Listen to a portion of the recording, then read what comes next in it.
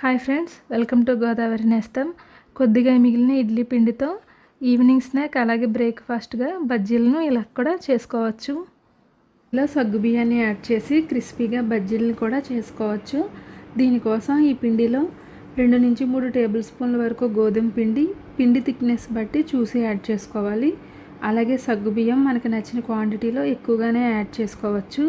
Salt already idli పిండిలో ఉంటుంది కాబట్టి దీనికి సరిపడా కొంచెం సాల్ట్ని యాడ్ చేసుకుని బాగా మిక్స్ చేసుకోవాలి. బాగా టైట్ లేకుండా అలాగే లూజ్ లేకుండా అవసరమైతే కొద్దిగా వాటర్ని కూడా యాడ్ చేసుకుని కలుపుకోవాలి. మూతను పెట్టి రాత్రంతా నాననివ్వాలి. ఉదయాన్నే ఈ పిండిలో చిన్న చిన్నగా తరిగిన ఉల్లిపాయ పచ్చిమిర్చి ముక్కలు, సన్నగా తరిగిన అల్లం, అలాగే తరిగిన కరివేపాకు కొత్తిమీరలను యాడ్ చేసుకోవాలి. కొద్దిగా నిమ్మరసాన్ని కూడా యాడ్ చేసుకోవాలి.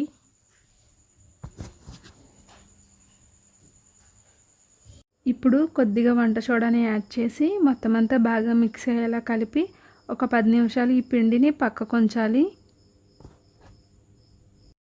స్టవ్ పై డీప్ ఫ్రైకి తగినంత ఆయిల్ తీసుకుని బాగా వేడవనివ్వాలి. ఆయిల్ బాగా వేడైన తర్వాత ఈ పిండిని చిన్న చిన్న ఉండలుగా తీసుకుని బజ్జీలుగా వేసుకోవాలి. ఇవి గోల్డెన్ బ్రౌన్ కలర్ వచ్చేంత వరకు మంటని హై నుంచి మీడియంకి మార్చుకుని అడ్జస్ట్ చేసుకుంటూ వేయించుకుంటూ ఉండాలి.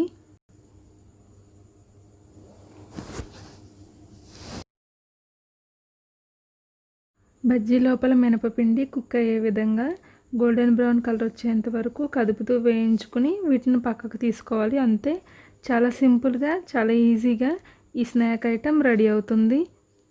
ఇప్పుడు వీటిని టిష్యూ పేపర్లోకి తీసుకోవాలి. చాలా ఈజీగా మినపపిండితో చేసిన సగ్గుబియ్యం బజ్జీలు రెడీ అయ్యాయి కదా. వీటిని ఏ చట్నీ కాంబినేషన్తో అయినా తీసుకోవచ్చు. అలాగే ఈవినింగ్ స్నాక్లో కూడా చేసి ఇస్తే పిల్లలు ఇష్టంగా తింటారు.